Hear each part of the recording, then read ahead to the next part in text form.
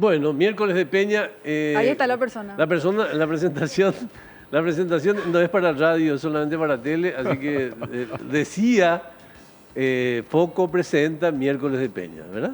Bueno, Muy ahora buenos está. días, Augusto. Quiero nomás mencionar también que esta revista tuvo en sus inicios el privilegio de contar con un periodista de mucho prestigio, el señor Mike Silver. Ah, Por sí. ejemplo. O sea, Ah, que, sí. que en programa anterior hizo mención y acá todos se quedaron callados, así que yo quiero destacar Hubo eso. un silencio Realmente incómodo. hubo un Aparte, silencio. Gracias, Santi, Así que gracias. quiero realmente destacar eso. Hay que ponerle a la gente en su lugar. Mike es un conocedor del mundo de la economía desde sus adentros. Lo que tiene Mike es que es muy versátil, ¿verdad, Sí, Mike? sí. Había que comer, Paula. Sí, sí. Señor Santiago Peña, ¿qué le preguntamos a Santiago? ¿Qué es lo que se nos De ocurre? todo, coronavirus, innovación, Por lo menos todos tres los temas. temas. Por lo menos Paréntesis, tres. antes de arrancar, ¿vieron la respuesta de Jürgen Klopp, el director técnico del Brillante. Liverpool, cuando le preguntaron sobre el coronavirus? Brillante. ¿Qué dijo? Le preguntaron si es una preocupación para él, que tiene jugadores de todos lados y que, qué sé yo, si le puede recibir el plantel. Le dijo, a mí lo que me preocupa es que ustedes le pregunten a un entrenador de fútbol algo sobre lo que yo no tengo ni idea. Que Y que la opinión de un famoso pase a tener relevancia cuando en realidad no lo es. Y le dicen, no, pero es importante. Y dicen, no, es importante, porque tu criterio para hacer la pregunta es el que desvaría todo el escenario, El ¿verdad? eje, sí. Sí. Y me pareció increíble, Sí, no, ¿verdad? no. Que se paren ese lo pueden más fácil para decir, sí, vos sabés que sí, pues tengo un chino acá en el plantel, ¿verdad? Sí, Y no, sí, no, sí. no. Soy un simple tipo que anda con una gorra de béisbol y mal afeitado. Así, Dijo. sí. No, a propósito de coronavirus, si se perdieron la participación de Carlos Morínigo, búsquenla. Está en Twitter compartido, así sí, que sí, despreocúpense. está muy @ bueno. Somogen. Está muy bueno, estuvo muy bueno. Queremos hablar de coronavirus contigo, aunque no seas médico, porque, No, pero porque tiene tiene que ver impacto con... económico, destapa la nación hoy. Exactamente, Con desde la- ese contexto. No, así mismo, mira, han pasado ya varias semanas y los números siguen creciendo. Yo creo que no hay un tema a nivel mundial que acapare más la atención y a los diferentes niveles, ¿verdad? Por supuesto, organismos internacionales en materia de salud, organismos económicos, prácticamente todos los organismos multilaterales, llámese Fondo Monetario, Banco Mundial, Banco Interamericano de Desarrollo, y luego también los organismos supranacionales, la Unión Europea, el Banco Central Europeo, todos están únicamente hablando de este tema. De hecho, el día de ayer, la Reserva Federal, el Banco Central de Estados Unidos, hizo una movida realmente muy, pero muy fuerte, reduciendo las tasas de interés. Para que se den una idea, hace ya varios meses que venía bajando de 25 puntos básicos, que es un cuarto de 1%. Por reunión, y el día de ayer disminuyó en 0,5%, 50 puntos básicos, el doble de lo que venía disminuyendo, enviando creo que una señal muy pero muy fuerte de que el impacto económico Sí. que se está sintiendo es fuerte y que podría empeorar. Así que creo que no podemos desconocer la relevancia. Creo que hoy es el riesgo número uno a nivel mundial en situación económica y bueno, creo que pensar que eso no tiene impacto a nivel local, subestimar la complejidad de todo esto. Ya el mes pasado se empezaban a sentir disminuciones en las importaciones, porque en realidad está viniendo menos mercadería, porque se está produciendo menos mercadería. El índice de producción industrial de China, que estaba en un nivel de 70, bajó a 50, o sea, prácticamente un 20% tuvo una caída tremenda en el último mes. Esto no se veía, creo que desde el 2009, de la gran crisis financiera mundial. Y bueno, yo creo que es motivo de enorme preocupación y bueno, ver desde el nivel local qué medidas se pueden implementar. Hablamos ya hace varias semanas de que este año va a ser un mejor año en lo macroeconómico, la agricultura está bien, pero tenemos que ver cómo va a afectar en la parte microeconómica. Y Los que hay números- reuniones también, Santiago, disculpa que te interrumpa, Sí. hay reuniones que tenían que ser presenciales, tanto del Fondo Monetario Internacional como del Banco Mundial, que por esta epidemia van a tener que ser virtuales. Así mismo, a ver, hay dos reuniones muy importantes en las próximas semanas. Una es del 18 al 21 de marzo en Barranquilla, es la reunión anual del Banco Interamericano de Desarrollo, una reunión importante, es la última reunión donde Luis Alberto Moreno va a ser presidente. Acuérdense que hablaban ya también de que en el mes de septiembre se elige un nuevo presidente Esto ha ocurrido solamente en 4 oportunidades en los últimos 60 años. O sea, no es algo muy común. El presidente Moreno está hace 15 años al frente del BID, una institución de enorme relevancia para nuestro país, es nuestro principal acreedor, al que más le debemos la deuda del Paraguay. Y hasta ahora no se ha mencionado nada, se está monitoreando. Pero el Banco Mundial y el Fondo Monetario, que tienen en el mes de abril la reunión de primavera, ya ha dicho que se suspende de manera presencial y va a haber una reunión virtual. O sea, todos se van a conectar a través de sus computadores para poder seguir las reuniones que se van a llevar a cabo de manera virtual. Así que tremendas complejidades se está sintiendo en el precio del petróleo. Hubo un desplome. Yo creo genuinamente de que Paraguay tiene una oportunidad, lo hemos hablado en reiteradas oportunidades.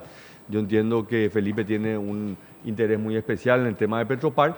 Yo creo que eso vuelve a poner en el tapete la oportunidad que tiene Paraguay de poder trasladar un menor precio del petróleo hacia el precio del combustible y por supuesto también del transporte público. Creo que hay una oportunidad que va a permitir disminuir también los costos. O sea que por el coronavirus podemos llegar a bajar el pasaje. Totalmente. O sea, acá van a haber impactos muy fuertes.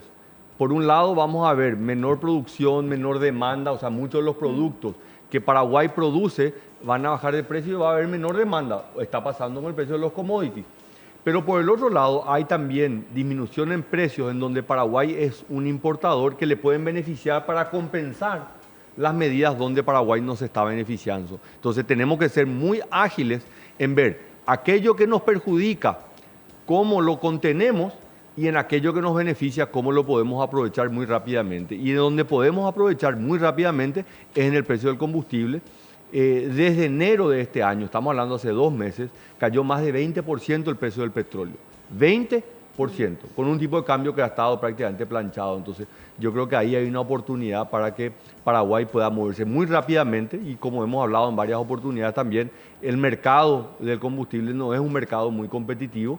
Entonces eso hace de que los precios se queden muy pegados hacia arriba y solamente aumente cuando sube el precio internacional, pero cuando baja el precio internacional no baja y ahí el rol de Petropar, la empresa pública de todos los paraguayos, es fundamental. Esas decisiones rápidas, como decía, hay que tener mucho reflejo en circunstancias como estas porque estamos hablando del coronavirus casi solamente como un problema de salud pública y vos traes un enfoque que tiene también que ver con la política pública. Sí. ¿A quién le corresponde, además de Petropar, participar en el diseño de esas estrategias? Discúlpame, mientras estamos hablando también tenemos placas que nos provee justamente la revista Foco para ir compartiendo con nuestros... Totalmente, y sobre ese punto, Augusto, ¿verdad? Lo que muestra esta placa es que los números que estamos viendo ya son alarmantes. O sea, acá yo creo que hay que tratar de evaluar esto en su justa proporción, no entrar en pánico, ¿verdad? Pero sí entender de que esto ya tiene un impacto y puede tener un impacto mayor. Pero también tenemos que ser conscientes que el mundo ha tenido situaciones similares a esta en el pasado y las ha podido resolver, ¿verdad? Yo creo que el SARS del 2002-2003 es un ejemplo, entonces tampoco tenemos que entrar en una situación de pánico, ¿verdad? Volviendo al tema de cuáles son las medidas microeconómicas a nivel local, y ahí hay varias instancias, Paula. Por supuesto que esto parte de una visión estratégica por parte del Poder Ejecutivo. ¿Cómo la implementa? Y bueno, en el caso de Petropar hay un rol muy importante que cumple el Consejo de Empresas Públicas, ¿verdad? Presidido por el Ministro de Hacienda, pero que también tiene la figura del Ministro de Obras Públicas, la Ministra de Industria y Comercio y el Procurador General de la República. Entonces yo creo que la instancia no es una decisión a ver si a Petropar se le ocurre que tiene que bajar el precio del petróleo. No, tiene que ser una visión estratégica porque imagínate que estamos en un periodo donde Obras Públicas tiene que seguir haciendo obras, ¿verdad? Y las empresas tienen que tratar de ser lo más competitivas posible. Imagínate, si se puede bajar el precio del combustible, que es un insumo importante en el rubro de la construcción, principalmente la obra vial, esto puede tener un gran impacto. Y en el sector agrícola, donde vemos una cosecha récord, pero precios que están empezando a disminuir por este temor que hay a nivel mundial de que el efecto del coronavirus está llevando a que haya una menor demanda de la producción de granos y eso obviamente está tirando el precio hacia abajo, ¿verdad? Acá no podemos ser ingenuos, ¿verdad? Acá hay grandes intereses económicos a nivel mundial, el precio se cotiza en la bolsa, hay jugadas, ¿verdad? Las podemos llamar especulaciones, pero es cuál es mi expectativa de lo que puede ser el consumo en los próximos meses y yo juego sobre esa expectativa. Entonces, ahí donde Paraguay tiene que ver en ese juego mundial ¿Cómo puede hacer para que le pueda beneficiar o pueda compensar alguna de estas medidas? Y yo veo en el tema del combustible una de las pocas, si no decir la única, donde Paraguay puede dar una medida que le va a aliviar al bolsillo de la gente y que puede generar una medida compensatoria por ese impacto económico. Cambiamos negativo. de tema por una razón de tiempo. ¿Cuál era el segundo tema, Paula? ¿Innovación? ¿Hablamos de innovación? Está habiendo un proyecto muy interesante por parte del gobierno. Yo creo que estos esfuerzos son siempre destacables, ¿verdad? En el pasado han habido planes nacionales, el Plan Nacional de Desarrollo, ha habido un Plan Nacional de Inclusión Financiera que ayudó a articular el esfuerzo público-privado. Y desde hace unos meses el gobierno ha lanzado un Plan Nacional de Innovación, un proceso muy participativo, donde se le dio la posibilidad de sectores muy amplios de la sociedad de poder involucrarse, inscribirse, de participar en eso. Y creo que el esfuerzo va a tener un enorme impacto en los próximos años, principalmente para poder unir los esfuerzos que ya está haciendo el sector privado, que son muchísimos, ¿verdad? El sector privado tiene la gran motivación para desarrollar innovación, es su razón de ser dentro del sector privado, pero también yo creo que principalmente desde el sector público, cómo el sector público puede ser un agente que apoya y no muchas veces un inhibidor de la innovación en el país, ¿verdad? Así que creo de que esto son esfuerzos muy, pero muy positivos de poder articular y como siempre decimos, acá no hay un esfuerzo que puede ser solamente hecho por el sector público o solo por el sector privado. Son estos esfuerzos colectivos, públicos, privados, las famosas alianzas públicas-privadas, las que aseguran de que el Paraguay pueda implementar políticas públicas con un alto impacto en la sociedad. Pero ¿en qué consiste fundamentalmente esa estrategia? O sea, si yo soy un actor privado, que tengo una empresa y necesito prototipar una idea, por así decirlo, ¿cuál es la vinculación que tiene el sector público con eso? Mira, te voy a mencionar un ejemplo que ya ha sido aprobado, que forma parte de esfuerzos que se han pensado ya en el pasado. Si yo soy una empresa grande y yo quiero conformar una nueva empresa, y yo ya tengo el contador, ya tengo el escribano, ya tengo una serie de costos que me permiten avanzarlo más rápidamente. Pero si yo soy una empresa pequeña, si yo soy una persona que acabo de terminar el colegio y tengo una idea y no tengo los recursos económicos, cuesta mucho ser formal o costaba mucho ser formal. Hoy ya tenemos una ley que permite la creación de sociedades simplificadas. Ese es un gran avance justamente para que la innovación pueda ser, porque muchas veces una muy buena idea se queda en el camino porque no tenés las herramientas simplemente cómo crear una sociedad. ¿Y por qué es importante crear una sociedad? Porque yo necesito ir a un banco para que me pueda dar el financiamiento y si yo no tengo la sociedad no puedo avanzar. Así que creo de que esto que están en fase de diseño, acá no podemos todavía hablar de la estrategia, Paula, pero sí del esfuerzo que se está dando para poder escuchar todas las ideas, ver todos los planes que se están haciendo y a partir de ahí diseñar ese plan que se pueda implementar a partir de este gobierno, pero que pueda ser replicado en los siguientes gobiernos. Finalmente, Santiago, el seguro automotor obligatorio, bueno, por razones parece casi evidente, ¿verdad? ¿Por qué tenemos que tener todos un seguro contra terceros y contra todo tipo de riesgo? Pero ¿cuál es el impacto que eso va a tener en el desempeño general de la economía?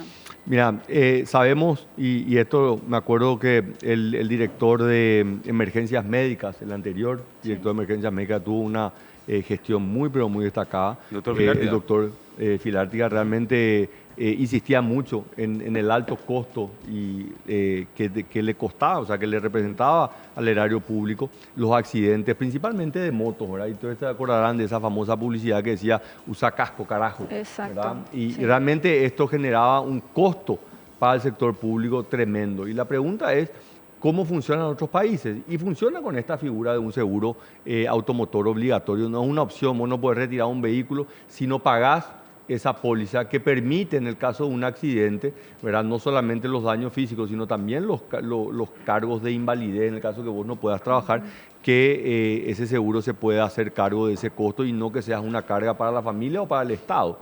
Entonces, Paraguay hizo un intento allá por el año 2012-2013, que lastimosamente no prosperó, finalmente la ley fue revocada y yo creo que hoy está nuevamente un esfuerzo por parte del Poder Ejecutivo principalmente y también ha trabajado mucho el Poder Legislativo. En este sentido le doy el protagonismo al senador Silva Facetti, que ya conocía este proyecto porque él fue director del Banco Central en el pasado, entonces está muy familiarizado con toda esta legislación. Entonces han venido trabajando en cómo mejorar ese esfuerzo que se hizo hace unos años para que pueda avanzar.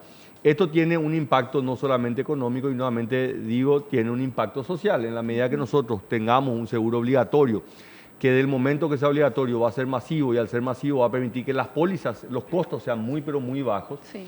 va a permitir que esos costos asociados a los accidentes puedan ser distribuidos entre todos los que tienen un vehículo. Entonces, tiene un impacto económico positivo, tiene un impacto social positivo. Paraguay es hoy el único país en América Latina que no tiene un seguro obligatorio automotor, y creo que es un avance en la dirección correcta en ese sentido. Y también para cuestiones legales va a ayudar muchísimo. Totalmente, también tiene un componente que cuando hay daños hacia terceros, que pueda haber algún tipo de cobertura en términos legales. Le iba a preguntar algo que la otra vez me preguntó Dani de Rosa y yo realmente no tenía la respuesta. Me dijo, en el caso de la propuesta de Benigno López para presidente del Banco Interamericano de Desarrollo, porque estuve leyendo que Argentina ya tiene un candidato que va en conjunto con México, que Brasil también va a presentar una opción y que probablemente hasta son 16 los candidatos finalmente. Supongamos que es electo. ¿Eso es de alguna manera beneficioso para el Paraguay o es una cuestión sencillamente de presencia y currículum para Benigno en su carrera? Es tremendamente beneficioso. Nosotros, y en el ámbito de políticas públicas y económico, sabemos de que la presidencia de Luis Alberto Moreno en los últimos 15 años levantó el perfil de Colombia como país a nivel internacional. 18 años de presidencia de Enrique Iglesias, quienes la han conocido. Enrique Iglesias es una referencia a nivel mundial. Que canta muy bien. Levantó, y no es el cantante, ¿verdad? Otro Enrique Iglesias, levantó el perfil de Uruguay, un país muy pequeño, pero le ayudó a posicionar al Uruguay como un país. Llevó, ya que estamos en Lanzó unos cuantos discos. llevó una experiencia casi religiosa. No le den. Abriste la Entonces, puerta del caos, te cuento. la respuesta, Mike, Abriste esto las no puertas. es un tema que le va a prestigiar a quien esté en ese A la cargo. persona física, sino al país. Al país le va a prestigiar, porque en realidad, y en el caso particular de Paraguay, que es un país que nunca ha accedido a cargos de relevancia en los organismos multilaterales. Paraguay, cuando uno va, a mí me tocó estar en el Fondo Monetario, o en el caso de Lea Jiménez, que va a estar en el Banco Interamericano de Desarrollo, son muy pocos los paraguayos que están en organismos multilaterales, ¿verdad? Sí. Y vos ves cómo están representados o sobre representados los brasileros, los argentinos, los uruguayos, los colombianos, y los paraguayos siempre son los que están, los menos y los que tienen cargos de menor relevancia, ¿verdad? Cuando Paraguay tiene personas de tremendo prestigio para poder estar en esos cargos, ¿verdad? Y voy a mencionar solamente uno, ¿verdad? Carlos Fernández Baldovino, una persona que es reconocida a nivel mundial, que los 5 años que le tocó ser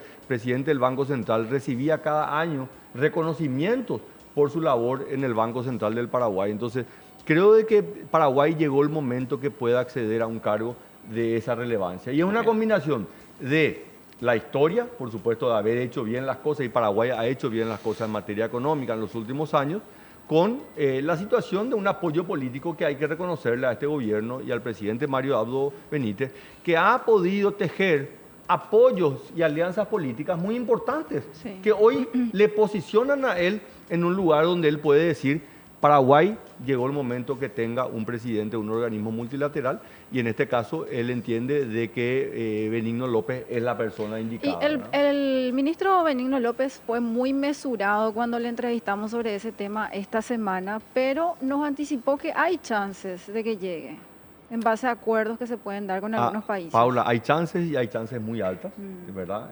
Nuevamente por esto que yo te decía de también la alineación de la geopolítica, donde en el caso de Argentina, ¿verdad? Y acá hay que contar un poco, en el gobierno de Macri había un ministro del Interior, Rogelio Frigerio, que era el candidato del gobierno de Macri, una persona que también había tejido alianzas a nivel internacional, pero obviamente al perder Macri, él dejó de ser una opción. El nuevo gobierno le propone a Gustavo Vélez. Entonces, hoy Argentina no tiene la misma relación con Estados Unidos.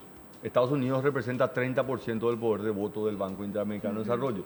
Entonces, hoy Estados Unidos está mirando más hacia Brasil, que es su aliado estratégico, se siente identificado ideológicamente con el presidente Bolsonaro. Entonces, yo creo que acá el gran elector va a ser Brasil en esta elección. Entonces, yo creo que ahí donde Paraguay tiene que, de alguna manera, utilizar en el buen sentido la buena relación política que tiene con el Brasil, para que le diga a Brasil: yo necesito tu apoyo en esta elección, este es mi candidato, salgamos a trabajar, porque en realidad es poner a una persona que va a estar ahí representando a todos los países. Él no va a representar a Paraguay. Paraguay le apoya, pero él va a representar a todos los países. Yo estoy seguro que Benigno tiene todas las credenciales y la capacidad para poder ejercer ese cargo. ¿Cuánto tiempo dura? Porque hablaste de periodos muy largos. Sí, dura 5 años. Los estatutos se cambiaron para que haya una reelección, o sea, hasta 10 años. Okay. Entonces, pero en 60 años han habido solamente 4 presidentes. Wow. En 60 años han habido 4 menuda tarea, presidentes. ¿Sabes qué es lo interesante de esa elección? Que no es... los países adherentes no votan nominalmente, se vota por porcentaje. Por ejemplo, Paraguay leí que tiene solo 0.04% sobre el voto final. Sí. Claro, no es una cuestión de por y país. Y es un voto... Y son los prestatarios los que votan, ¿verdad? No, también votan los prestamistas. También los prestamistas. Pero los prestamistas de alguna manera siempre han apoyado a un candidato de la región, ¿verdad? Siempre ha sido eso. Entonces, países como Canadá, todos los países de la Unión Europea tienen un rol muy importante, participan activamente, pero siempre han dado la preferencia a un país de América Latina para que ejerza el cargo de la presidencia, que es la representación de ese organismo, ¿verdad? Por más que es como una cooperativa, todos los países somos dueños de esa cooperativa, pero está representado por un presidente. Don Santiago Peña, le agradecemos muchísimo la visita de todos los miércoles y hoy también, ¿sí? Muchas gracias, hasta el próximo miércoles. Fortuna con el partido de hoy también. Hablamos Olimpia, viva. Gracias. Noche de Copa y qué habla mejor Olimpia. para el rey de Copa. No se habla Olimpia en estas mesas. Bueno, sí, te juro que vamos a estar contigo festejando. No, tranquilo. Vamos ¿A qué a hora la- juega Olimpia? 9:30. 9:30. 21:30. Horario central. Qué importante victoria ayer en Libertad. Importante, lindo gol de Tacuara. Es Realmente, una locura. el nunca bien recordado Tacuara, pero realmente Sí, metió un lindo gol. sí. Nunca le perdonaron eso. Nunca le perdonamos, Ya o sea hizo que- méritos más que suficientes. Sí. Goleador a Libertadores, el tipo. Pausa y ya volvemos.